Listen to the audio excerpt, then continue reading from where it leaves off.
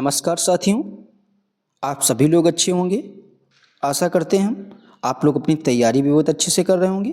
आज आप लोगों के लिए फिर से बहुत ही महत्वपूर्ण टॉपिक लेकर आए हैं। एक ऐसा टॉपिक, चाहे आप जिस भी एग्ज़ाम की तैयारी कर रहे हो, यहाँ से आपके ज़रूर कोई ना कोई क्वेश्चन एक देखने को मिलेगा।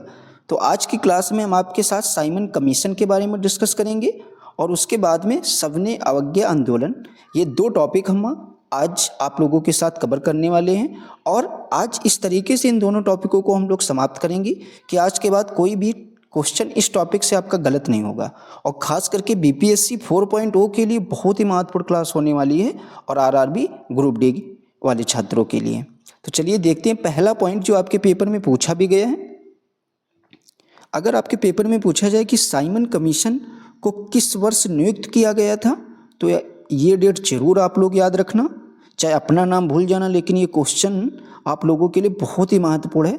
तो साइमन कमीशन जो है किस वर्ष नियुक्त किया गया था, पहला क्वेश्चन आपके पेपर में यही पूछा जा सकता है। तो वर्ष 1927 में। और साइमन कमीशन को हम लोग श्वेत कमीशन भी कहते हैं, ये भी आपसे पूछा जा सकता है। आगे देखते हैं, कहता है कि साइमन कमीशन का गठन क्यों किया गया था, यानी कोई ना कोई तो वजह होगी इसका गठन किया गया होगा।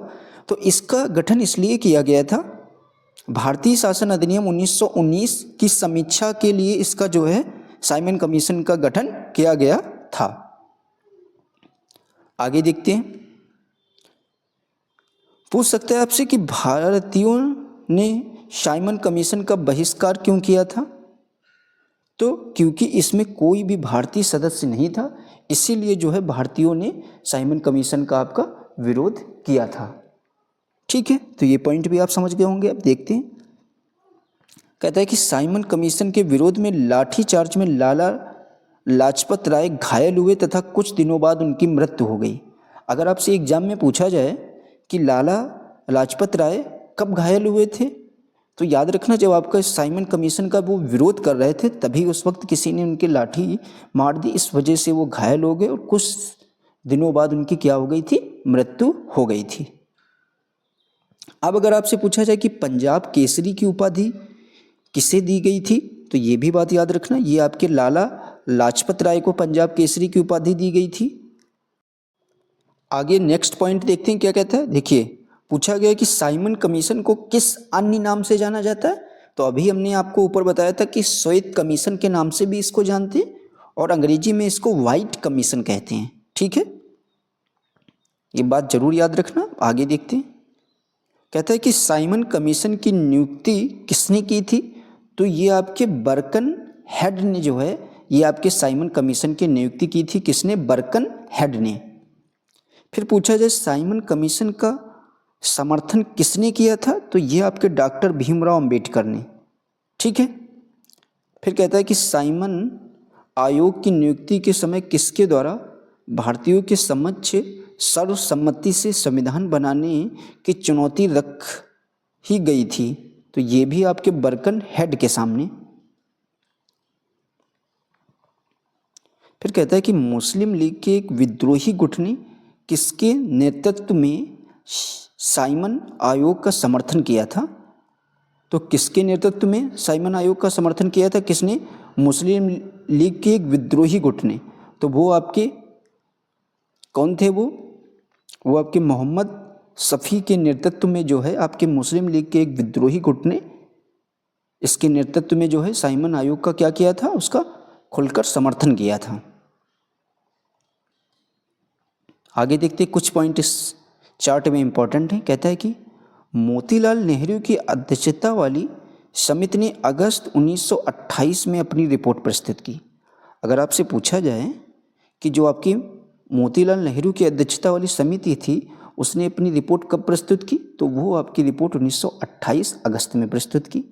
ठीक है, फिर पूछ सकता है कि जिस नेहरू रिपोर्ट के नाम से जाना गया, ठीक है, जिसे किस नाम से जाना गया, जो अगस्त 1928 में उन लोगों ने अपनी रिपोर्ट प्रस्तुत की, किसकी अध्यक्षता में, मोतीलाल नेहरू जी की अध्यक्षता में, और जिसे हम लोग क्या कहते हैं, नेहरू रिपोर्ट के नाम से जानते हैं। इस रिपोर्ट में क्या हुआ था, भारत के नए डोमेनियन संविधान का प्रारूप प्रस्तुत किया गया था। किसका प्रस्ताव प्रस्तुत किया गया था, आपके नए डोमिनियन संविधान का प्रारूप जो है आपकी इस रिपोर्ट में प्रस्तुत किया गया था। ठीक है, तो ये आपका साइमन कमीशन टॉपिक से इतनी ही इम्पोर्टेंट बातें थी जो हमने आप लोगों के साथ डिस्कस की। इन्हीं में से आपका क्वेश्चन जरूर कोई ना कोई देखने को मिलेगा। अब हम लोग देखते हैं सेकंड टॉपिक जो आपका आज होने वाला है, वो है सविनय अवज्ञा आंदोलन। इसके भी बारे में हम लोग जितनी भी महत्वपूर्ण जानकारी है वो सारी हम लोग पढ़ेंगे, जिससे क्वेश्चन आपके बन सकते हैं। तो पहले ही पॉइंट आप लोगों के लिए है कि कांग्रेस के किस अधिवेशन में कार्यकारी कमेटी का सविनय अवज्ञा आंदोलन प्रारंभ करने का अधिकार दिया गया था।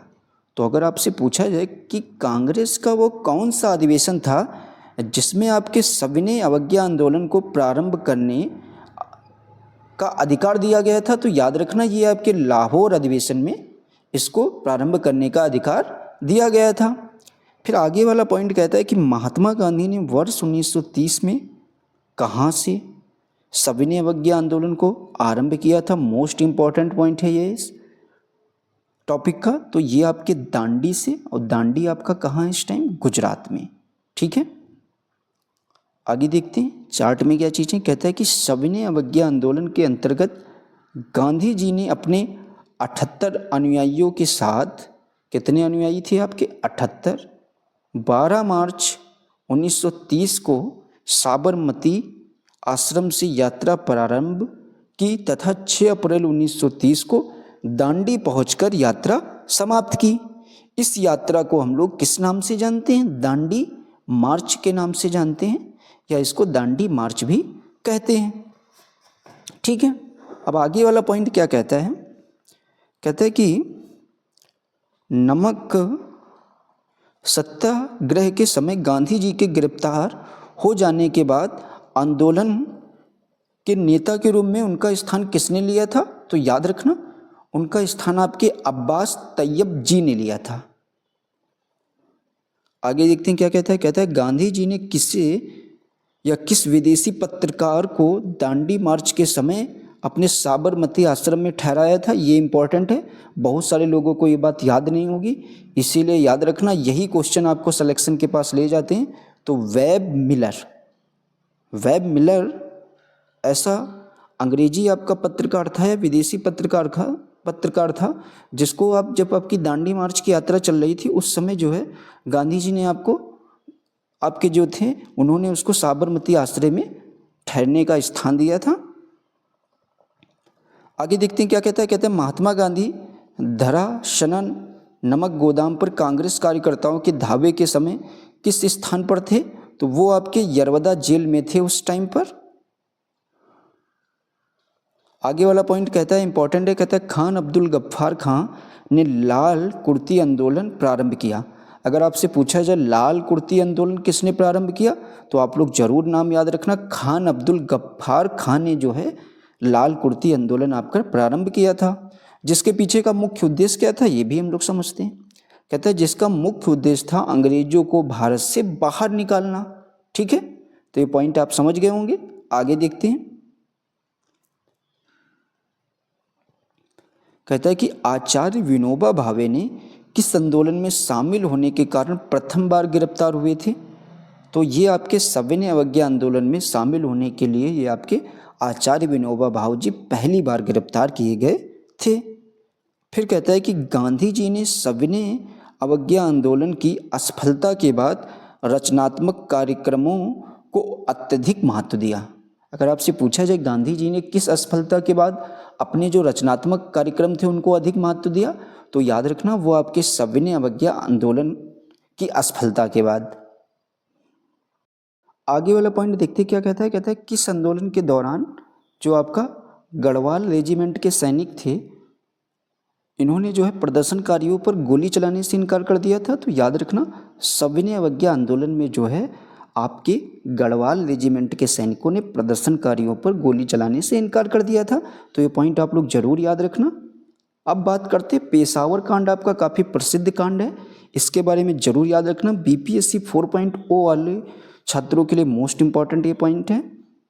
तो सबसे पहले वर्ष 1930 में अंग्रेज सरकार के विरुद्ध प्रसिद्ध आपका पेशावर कांड का नायक पूछा जाए कौन था, तो नायक का नाम जरूर आप लोग याद रखना, वीर चंद्र सिंह गढ़वाली जी। ये आपके पेशावर कांड के क्या थे, नायक थे। आगे देखते हैं, कहता है कि तमिलनाडु में चक्रवर्ती राजगोपालाचारी ने दांडी यात्रा की तरह ही क्या किया था, तिरुचिरापल्ली से वेद रणायम तक की यात्रा की थी। कहाँ से कहाँ तक की, तो तिरुचिरापल्ली से वेद रणायम तक की यात्रा की थी। किसने, आपकी चक्रवर्ती राजगोपालाचारी ने। किस यात्रा की तरह, आपकी दांडी यात्रा की तरह। अब देखिए जिया तरंग आंदोलन आप लोगों के लिए मोस्ट इंपॉर्टेंट है। अगर आपसे पूछा जाए कि जिया तरंग आंदोलन कहाँ प्रारंभ हुआ था, तो ये आपके नागालैंड से प्रारंभ हुआ था। फिर अगर आपसे पूछा जाए प्रभावती देवी किस क्षेत्र की स्वतंत्रता संग्राम सेनानी थी, तो याद रखना जो आपकी प्रभावती देवी जी थी ये आपके चंपारण बिहार। ये इसीलिए और इम्पोर्टेंट हो जाता है बिहार वाले छात्रों के लिए, क्योंकि आपका बीपीएससी TRE 4.0 का एग्जाम होने वाला है। तो याद रखना जो आपकी प्रभावती देवी जी थी, तो पूछा जाए किस क्षेत्र की स्वतंत्रता संग्राम सेनानी थी, तो ये आपकी चंपारण बिहार। चंपारण आपका पड़ता कहाँ है, बिहार राज्य में। फिर पूछा जाए कि बेगूसराय के चौकीदारी टैक्स के विरुद्ध आंदोलन किस एक आंदोलन का भाग था, तो याद रखना ये आपके सविनय अवज्ञा आंदोलन का भाग था। ठीक है, लास्ट पॉइंट कुछ नोट करके दे रखा है, इसको भी समझते हैं। कहता है कि वर्ष 1930 में स्वाधीनता संग्राम या स्वाधीनता दिवस मनाने के पश्चात गांधी जी के नेतृत्व में सविनय अवज्ञा आंदोलन आपका क्या किया गया था, प्रारंभ किया गया था। तो याद रखना आप लोग। आज की क्लास में आप लोगों के लिए बस इतना ही। ये आपकी NCERT सार संग्रह की क्लासें और भी हमने आप लोगों को प्रोवाइड करा दी है, तो ज़रूर आप उन सारी क्लासों को देखिए अगर आप लोगों, और आप लोग अगर बोलेंगे तो इसके हम आप लोगों को PDF भी प्रोवाइड करा देंगे।